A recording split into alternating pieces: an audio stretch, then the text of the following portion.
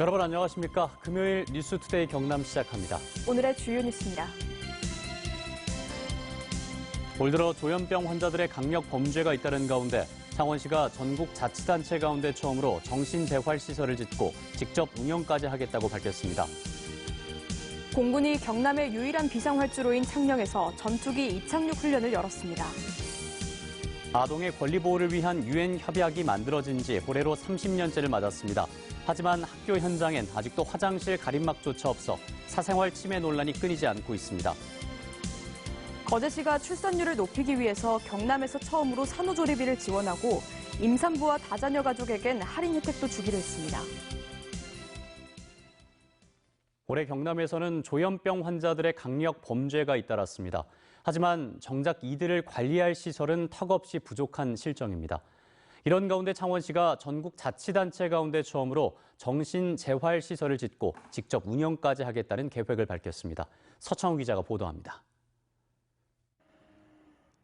학생과 노인 등 5명이 숨지고 16명이 부상을 입은 안인득 방화 살인 사건부터 창원에서 10대가 휘두른 흉기에 70대 노인이 숨지는 사건까지 조현병 환자가 저지른 이딴 범죄에 정신질환자들을 관리할 수 있는 시스템이 필요하다는 목소리가 불거져 나왔습니다. 문제는 이들을 관리할 수 있는 시설이 턱없이 부족하다는 점입니다. 경남에 등록된 정신질환자는 58,200여 명에 이르지만 도내 정신재활시설은 단 4곳뿐. 특히 경남 정신질환자 5명 중 1명꼴이 머무는 창원 지역은 재활시설조차 없는 실정입니다. 지역사회로 돌아오게 되면 기본적으로 이제 생활해야 되는 그런 인프라들이 굉장히 많이 필요합니다. 그중에서 가장 기초적이라고 할 수 있는 것이 정신재활시설인데.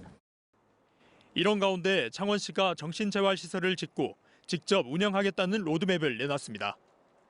전국 자치단체 가운데선 처음입니다. 시는 최근 정신재활시설 설치 국비를 확보한 데 이어 내년 추경 때 시비를 마련해 모두 35억 원을 투입할 계획입니다.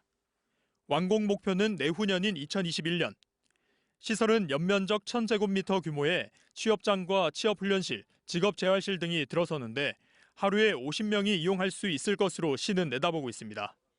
함께 사는 공동체 의식이죠. 이런 거를 길러줌으로 해서 일체감을 가지게 하는 게 목표다. 시는 지역 구석이 아닌 교통 접근성이 좋은 곳에 시설을 짓겠다는 구상인 만큼 시설이 들어설 장소 주변에 있는 지역 주민들의 이해를 구해야 하는 과제가 남았습니다. 정부가 시행하고 있는 치매 국가 책임제처럼 정신질환자 관리를 민간이 아닌 공공 차원에서 떠맡겠다는 창원시.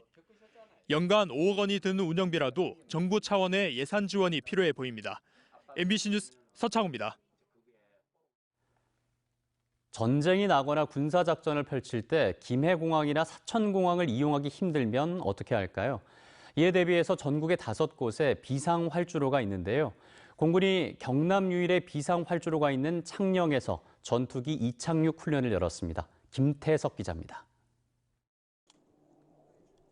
창녕에 있는 공군의 남지 비상활주로, 국산 기본훈련기인 KT-1이 활주로에 착륙하는가 싶더니 다시 날아오릅니다. 잠시 후 공군의 주력 전투기인 KF-16 2대가 활주로의 바퀴를 잠시 내렸다가 굉음을 내며 다시 이륙합니다. 이번엔 최신의 전투기인 F-15K의 차례. 첨단 무기를 다량 보유한 큰 덩치만큼 그 위용이 대단합니다. 국산 기술로 만든 다목적 전투기 FA-50은 활주로에 완전히 내려앉은 뒤 조종사들이 전투기에서 내려 지휘관과 주민들에게 인사를 합니다.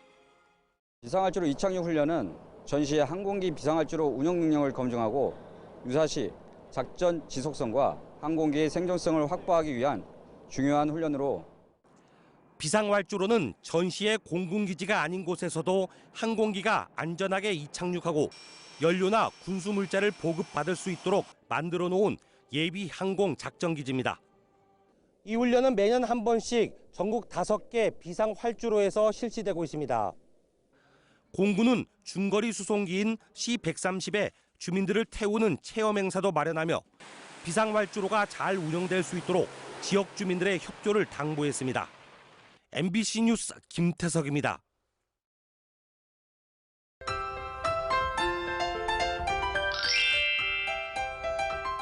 오늘은 첫눈이 내린다는 절기상 소설입니다. 소설이 되면 날이 추워진다는 말이 무색하게 오늘은 어제보다 기온이 크게 오르겠는데요. 아침 기온은 영상권을 보이며 낮 동안에도 비교적 포근한 날씨를 보이겠습니다. 오늘 창원의 아침 최저 기온 6도, 진주 3도에서 시작하고요. 낮에는 창원, 진주 18도까지 오르겠습니다. 일요일 늦은 밤 서부 내륙을 중심으로 빗방울 예보가 있지만 주말 동안 대체로 맑고 온화한 날씨가 예상됩니다. 다만 큰 일교차에는 유의하셔야겠는데요. 자세한 기온 살펴보시면 내일 창원의 아침 최저 기온 8도, 모레는 10도에서 시작합니다. 낮에는 19도에서 20도 선을 보이면서 포근하겠습니다. 위성 영상입니다. 오늘 구름 많다가 낮부터 차차 맑아지겠습니다. 공기질도 깨끗할 것으로 예상됩니다. 오늘도 낮과 밤의 일교차가 10도 이상을 보이는 곳이 많습니다. 아침 기온부터 보시면 밀양 4도, 함안 2도에서 시작하고요. 낮에는 밀양 19도, 양산 20도까지 오르겠습니다. 서부 지역 보시면 거창 1도, 산청 2도에서 시작합니다. 낮에는 거창 17도, 합천 18도까지 오르겠습니다. 바다의 물결은 최고 1.5m까지 비교적 잔잔하게 일겠습니다. 일요일 밤 잠깐 비가 내리고 난 뒤 당분간 맑은 날씨가 예상됩니다. 날씨 정보였습니다. 아동의 권리 보호를 위한 유엔 협약이 만들어진 지 올해로 30년째를 맞았습니다. 하지만 학교 현장에서는 아직도 화장실 가림막조차 없어서 사생활 침해 논란이 끊이질 않고 있습니다. 이재경 기자가 취재했습니다. 남학생과 여학생이 다투기 시작합니다. 화장실에서 남학생이 소변을 보는 모습을 여학생이 봤다는 이유에서입니다. 야, 난 아무것도 안 봤단 말이야. 왜 자꾸 내가 본 것처럼 생각하니? 난 고개를 들다가 네 뒤통수를 본 것뿐이야. 그래. 그런데 나 자꾸 네가 보는 것 같아. 지나가는 다른 애들도. 평소 학교에서 벌어진 일을 아이들의 언어로 풀어낸 상황극입니다. 학교 화장실에서 벌어지는 사생활 침해가 그만큼 심각하다는 점을 강조한 겁니다. 공중화장실법은 학교 화장실의 경우 소변기 가림막을 설치하고 복도나 도로를 지나는 사람이 화장실 안을 볼 수 없도록 규정하고 있습니다. 하지만 법이 2년 전에 만들어져 신설 학교가 아닌 곳은 예산 문제로 제대로 지켜지지 않고 있습니다. 때문에 경남 지역 초등학생 10명 가운데 3명은 화장실 사용이 불편해 참은 적이 있다는 조사 결과도 있습니다. 문 잠금 장치가 없거나 고장나서 손이나 발로 문을 막고 볼일을 보기도 합니다. 최소한의 사생활이 보장되도록 학교 화장실 관리 조례를 만들어야 한다는 목소리가 나오는 이유입니다. 첫 번째로는 남자 화장실 소변기 가림막이 꼭 필요하다고 생각합니다. 두 번째로는 대변을 보는 장소에서는 잠금 장치가 꼭 빨리 고쳐져야 된다고 생각하고요. 세 번째로는 외부에서 내부가 보이지 않도록 꼭 설계가 되어야 한다고 생각합니다. 아동의 권리 보호를 위한 유엔 협약이 비준된 지 30년째인 올해 학교 내 사생활 침해가 획기적으로 개선되는 계기를 만들 수 있을지 주목됩니다.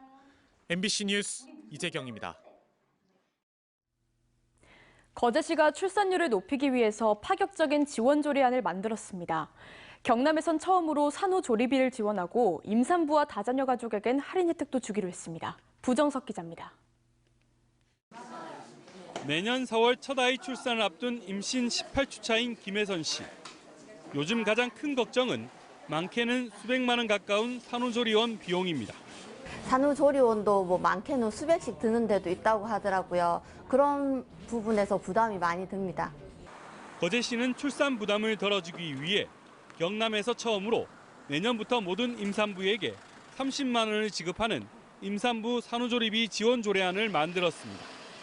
또 임산부와 다자녀 가족이 병원이나 음식점 등 거제시 100여 개 점포에서 결제하면 10%에서 최대 50%까지 할인 혜택을 주는 지원 대책도 전국 최초로 도입했습니다.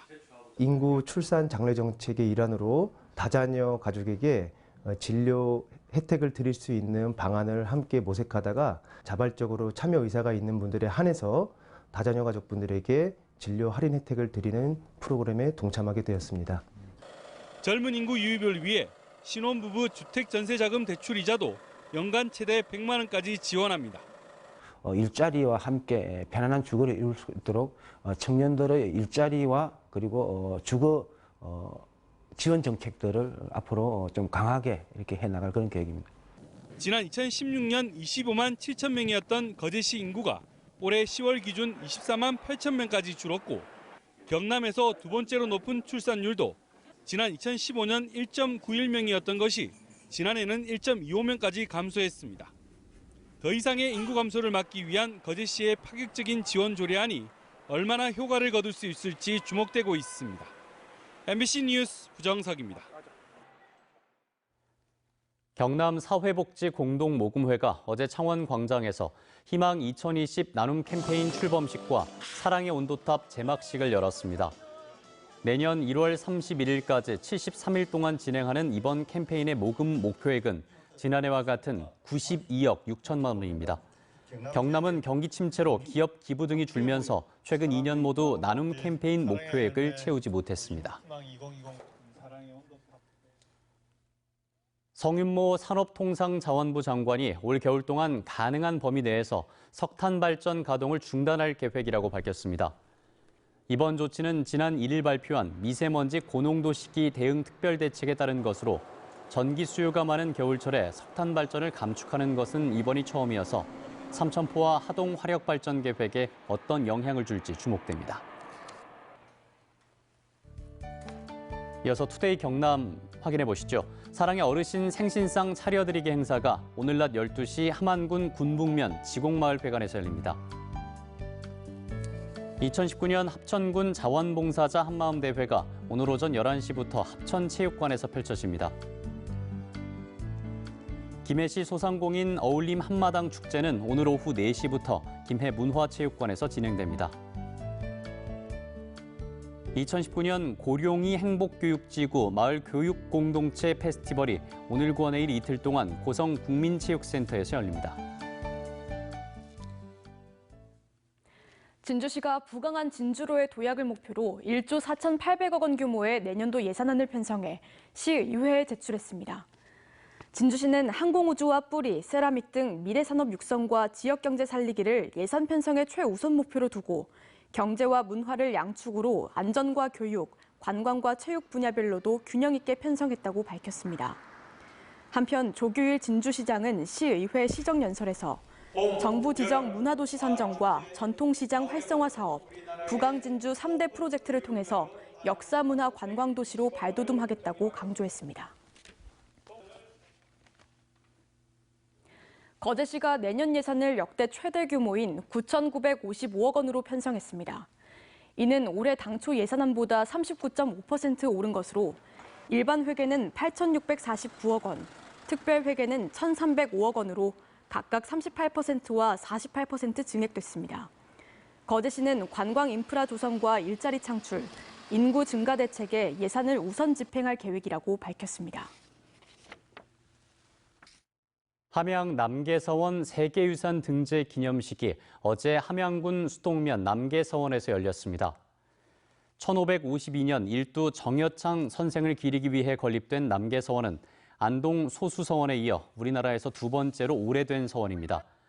특히 제향과 강학, 교류 공간을 남북 방향 일직선의 좌우 대칭으로 배치하고 앞쪽 낮은 곳은 배움의 공간을, 뒤쪽 높은 곳은 사당을 만든 구조는 전통 서원의 건축 양식을 대표하고 있습니다. 경상남도가 오늘부터 오는 24일까지 서울 동대문 디자인 플라자에서 열리는 제1회 대한민국 정부혁신 박람회에 참가합니다. 도는 요람에서 무덤까지 도민의 삶을 책임지는 경상남도라는 주제로 사회적 가치 테마에 참가하며 생애 주기별 맞춤형 혁신 정책들을 과거, 현재, 미래 시간의 흐름으로 연출한다는 계획입니다. 한편 이번 박람회는 문재인 정부의 정부 혁신 성과를 국민들에게 보고하는 자리로 3개 주제별로 80개 기관이 59개 전시 부스를 통해 혁신 사례들을 선보입니다. 진주시와 한국교통연구원이 모빌리티 빅데이터 분석 기반 도시구축 협약을 체결했습니다. 이번 협약에 따라 양 기관은 빅데이터 분야 협력 네트워크 구축과 교통부문 빅데이터 분석 플랫폼의 개발에 나서게 됩니다. 진주시는 빅데이터 분석 시스템 구축이 교통 문제 해결과 도시 기능 활성화, 그리고 시민 생활 여건을 개선시키는 데 도움이 될 것으로 기대하고 있습니다. 경남의 주택을 소유한 비율이 62.5%로 전국에서 울산 다음 높은 것으로 나타났습니다.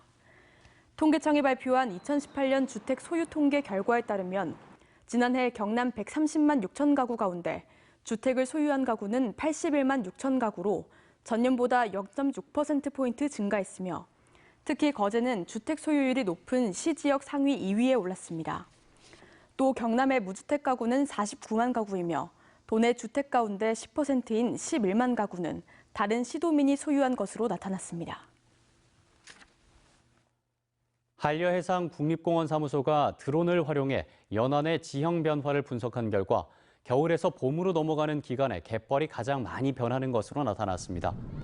8개 조사 지역 가운데 남해군 고현면 갈화 갯벌은 토사 유입과 유출 등으로 가장 큰 변화를 보였고 남해군 설천면 동흥 갯벌은 지난 1969년 공원 지정 당시보다 40년이 지난 현재 인공 구조물 면적이 가장 많이 늘었습니다. 창원지방법원 행정 1부는 이마트가 김해 씨를 상대로 낸 개발 부담금 부과 처분 취소 소송에서 처분을 취소한다며 이마트의 손을 들어줬습니다. 김해 씨는 이마트가 신세계로부터 여객 자동차 터미널 사업 면허를 승계받은 뒤 지난 2015년 문을 연 김해 여객 터미널이 개발이익환수법에 따라 개발 사업에 해당하기 때문에 개발 부담금 약 17억 원을 부과했는데 재판부는 김해 씨가 부과 대상이 아닌데 부담금을 잘못 부과했다고 판단했습니다. 남해군이 만 40세 미만의 어업 경영 3년 이하의 청년 귀여인 3명에게 1년간 월 최고 100만 원의 어총 전착금을 지원합니다. 남해군은 도시에서 귀화한 청년들이 경험과 노하우 부족 등으로 초기에 어려움을 겪게 된다며 귀여인의 이탈을 방지하고 안정적인 어업을 위해서 이 같은 제도를 마련했다고 밝혔습니다. 지금까지 경남 소식이었습니다. 함께해 주신 여러분 고맙습니다.